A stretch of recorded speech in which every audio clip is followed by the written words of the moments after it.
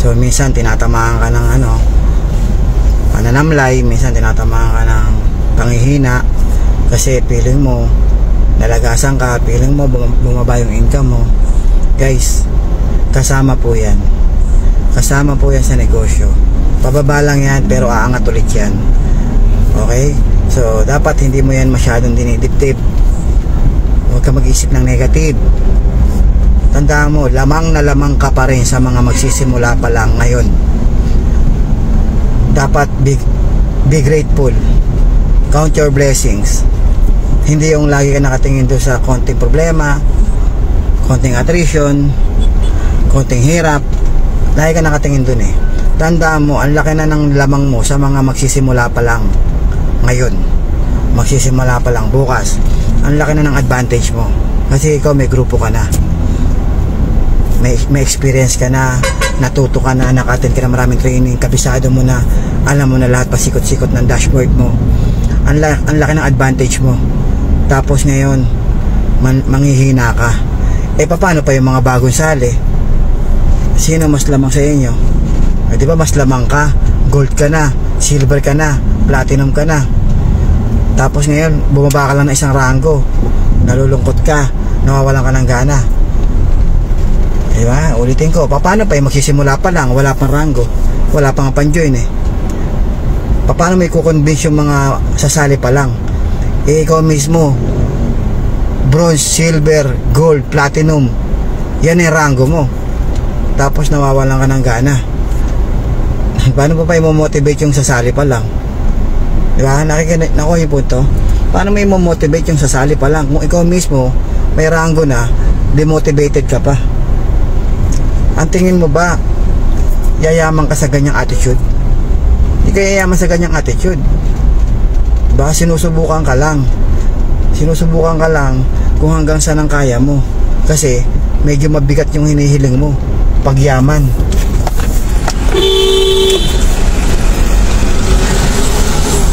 Nandito na ako eh, sisiksik ka pa eh. Unahan pa ako eh. Hindi siya natakot sa akin. Hindi niya nakita to. Mukhang Coco Jam. Joke lang. Ganun talaga guys. Tatama na siya, kaya kailangan natin businaan. Nakikipag-unahan eh. Nasa priority lane po ako eh. Okay, so yun lang guys. Dapat hindi ka masyadong nadi-disappoint o napo-frustrate o ano ba yung meaning niyan? Nade-depress, depraise. Diba? Dapat ini-enjoy nyo lang yung networking. Diba?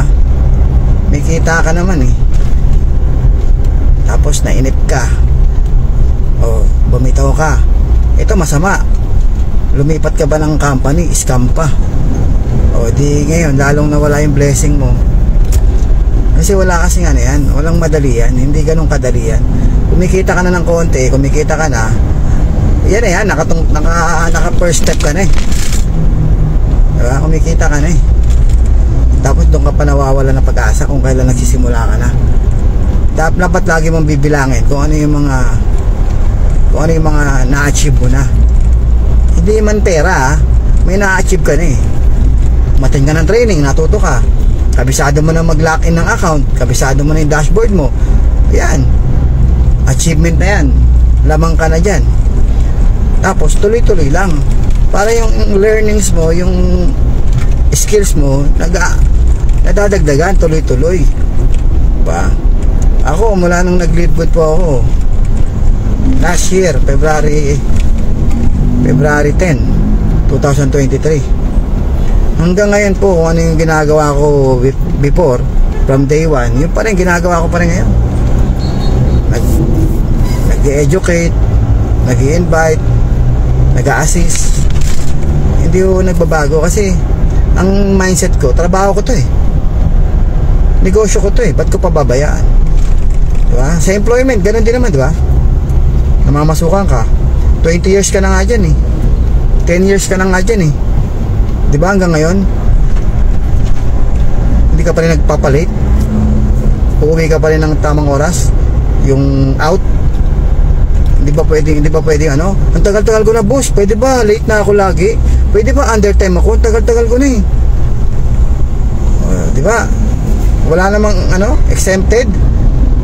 Lahat, mapabago ka, mapamatagal ka na, lahat kayo papasok sa tamang oras, uuwi sa tamang oras, at magtatrabaho. Consistency ang tawag niya, consistency. Kung sa employment ka, meron kang consistency, meron kang dedication, meron kang commitment. Dapat sa Live Good ganun din. May dedication ka, may commitment ka, consistency nandun pa rin, kasi negosyo mo to eh. Ito magpapayama sa'yo eh. Kaya ka lang naman nanghihina kasi nag-iisip ka ng nega. Baka hindi na ako yumaman, baka tuluyan ng maubos tao ko. Dati tao ko 3, ngayon 2 na lang. Sa business ganyan talaga.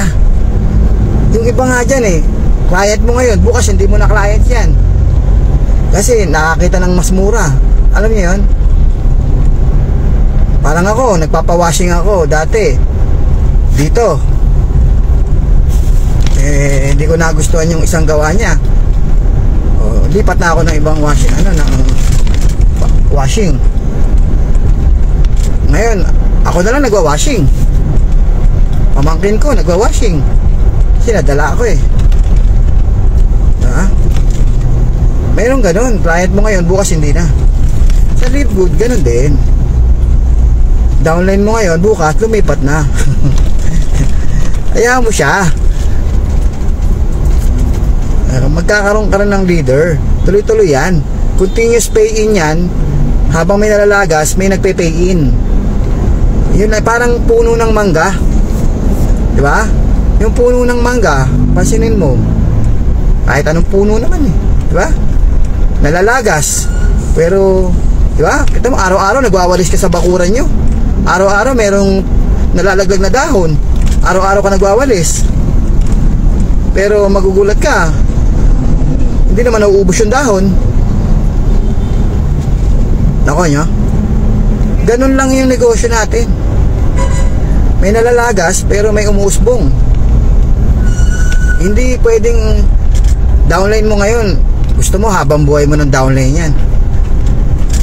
May mga nagkukwit, napagod, nahirapan, may mga humahataw, may mga lumilipat, may mga nagkukwit, may lumilipat. Ganun lang guys, ganun lang ang negosyo. Ganun lang. Okay? So, kailangan lang acceptance. Mindset ba? Mindset. Dapat naka-mindset ka. Kaya ka nasasaktan, kaya ka nahihirapan natanggapin. Kasi umpisa pa lang, hindi mo na tinanggap. Diba? Ang gulo.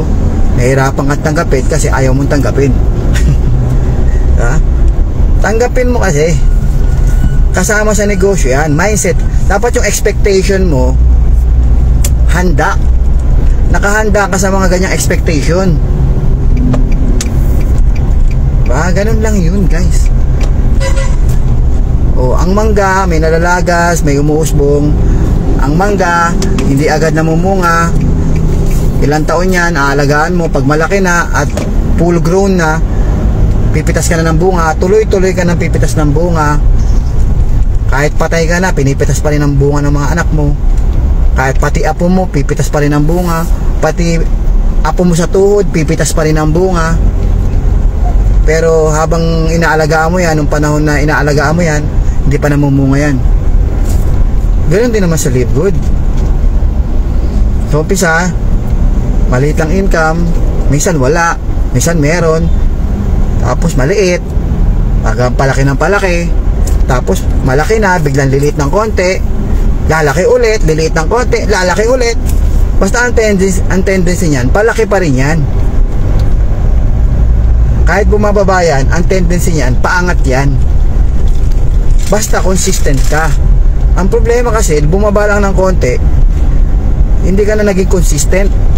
Huminto ka sa pagpapromote, nawalan ka ng ganang i-assess yung mga downlines mo, nawalan ka ng ganang bumuo ng bago. Kasi nga, okay, hindi problema yung attrition. Ang problema kung paano ka nag-react sa attrition. Kasi yung attrition nandyan lang yan, laging nandyan yan. Pero lalaki ang grupo mo, yayaman ka, basta tuloy-tuloy ka lang sa ginagawa mo. Kung ano yung ginagawa mo before, nung lumaki ang grupo mo, ituloy mo lang kahit may attrition. Kahit nalagasan ka ng grupo, kahit lumipat yung downline mo, ituloy mo lang, be consistent. Okay? Ang problema, kaya tuluyang nauubos kasi dahil sa reaction, how you react on that situation. Oh, English bay. Okay? Sabi ko nga hindi sa mga pangyayari, hindi dahil sa mga pangyayari kung bakit ka nagpe-fail. Nagpe-fail ka kasi kung paano ka mag-react sa mga pangyayari. Dapat consistent ka. Kung ano yung ginagawa mo before, gawin mo pa rin. Kahit saang networking ka pumunta, merong attrition. Ayoko kay Live Good, nalagas na ako. Ayoko kay Live Good, madaming nega. Kahit saan ka pumunta, wag lang doon sa fly by night ha. Yung fly by night na yan, tuwan-tuwa kayo dyan, pero bukas makalawa, wala na yan. Ang pinag-usapan natin legit MLM ha. Kahit saan kang legit MLM pumunta, may attrition, meron talagang may stop, may lumilipat. Okay? Dapat hindi ka nawawala ng pag-asa. Tuloy-tuloy ka lang. Tuloy hanggang makuha mo pangarap mo. Isipin mo lang kasi, trabaho mo to. Huwag ka masyadong magbibilang. Yung iba kasi nagbibilang Wala naman bayad dito Bakit nakahinto siya? Open barrier dito Ang tagal niyang huminto. Open barrier to, Brad. Wala yan. Iilaw lang yung amount na yan. 1372 pa balance ko. Pero walang barrier, open barrier po dito sa aming mga puso. Ang tagal huminto ng isa. Siguro iniisip niya munang bumaba bago siya dumaan. Guys, ganun lang. Ha? Dapat guys, consistent ka sa lahat ng ginagawa mo. Consistent ka. At hindi ka dapat nagwo-worry. Hindi ka warrior. Warrior ka. Okay? Kasi warrior ka Worry ka ng worry. Worry ka ng worry. Bilang ka ng bilang. Ilan na lang yung tao ko? Dati tao ko 3, ngayon 2 na lang. Dati tao ko 7, ngayon 4. Ako nga dati tao ko 42,000 ngayon 40,000 na lang. Diba? Ang laki na nawala, 2,000. Kaya lang hindi ko ramdam yung 2,000 kasi ang laki ng grupo.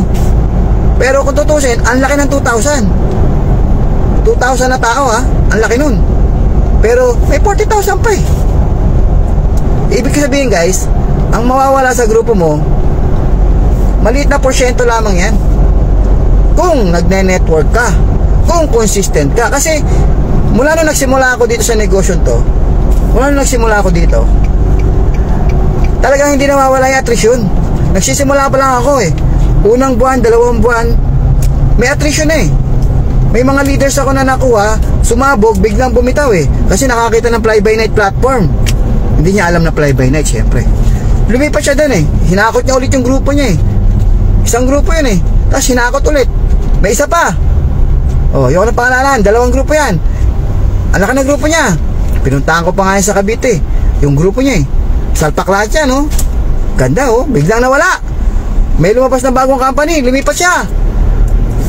Sama-sama na sila, sama-sama. Diba? Yung mga GC nila buhay pa nga ako na lang nandun nandun pa rin naman sila, kaya lang naglilib na isa. Tapos yung iba doon hindi na pinapansin yung mga post ko. Pero may mga natitira pa naman kasi nga hatak sila ng apply nila 2 months pa lang ako nun Pang 3 months ko, may attrition din ako. Naka-experience din ako ng attrition. pang 4 months, pang 5th month, pang 6th month. Lagi ako merong attrition. Lagi ako merong leader na bumibitaw. Pero tuloy-tuloy lang ako nagpag-build. Tuloy-tuloy lang ako ng paghataw. Pati yung mga leaders ko, na-attract ko. Yung mga natitira, nahahawa. Kasi humahataw si upline, nahahataw din sila. Pero kung nakatingin ka lagi dun sa attrition, nakatingin ka sa bumitaw, nakatingin ka sa lumipat, nakatingin ka sa nag-quit, kung doon ka lagi nakatingin, eh yun talaga, hindi ka talaga gaganahan. Pati ikaw hindi nakikilos. Baka bukas quit ka na rin. Kasi kasama po yan. Kasama yan. Kahit sa amin nangyayari yan. First month, second month ko pa lang, naramdaman ko na yan eh. Eh kung doon pala nawala, eh kung nawalan ako ng gana nung time na yon, eh sana wala ako ngayon dito. Ba? Kung nawalan ako ng gana dahil nawala yung isa kong leader, imbes na magda-diamond na ako, naudlot pa. Dapat 1.5 month diamond na ako eh. 1 month, diamond na sana ako 1 month eh. Alam ko yun eh. Biglang bumitaw pag second month, parang ano lang, bugso lang, na-hype lang eh, kaya sumali. Pag second month ko, bitin pa eh. Hinabol ko yun. Hinabol ko. Second month ako eh. Second month nakuha. Tama. Pare pang third month ko yun. 60 days ko eh. 61 days. 61 days ko yun. Pero pang third month ko yun. Kasi February ako eh. March, April ako nag-diamond eh. Doon pa lang naranasan ko na yung attrition eh. Pero hindi ako sumuko. Tapos mga sumunod na buwan, ganun na naman, may mga attrition pa rin. Hanggang ngayon nga, meron akong leader eh. Isang buong grupo to ha. Yung pinaka-upline, wala na eh. Nandun na eh. Sa kabilang company na eh, na fly by night eh. Na malapit na magsara eh. Hindi pa nila alam na magsasara eh. Akala nila totoo yun eh. Akala nila totoo eh. Sabi ko, yan na yung mga sign. Sabi ko, malabo na yan. Tapos na yan kako sa July. Ayaw nila maniwala eh. Sabi ko, wala magagawa. Ayaw na maniwala eh. Ayun, tinodo nila yung mga pera nila. Tinodo nila. Labas lahat ng pera, pati ipon, sinama. Oh, good luck. Sabi nila na, sasabihin na naman nila, eh, nanguhusga ka. Eh, hindi nga.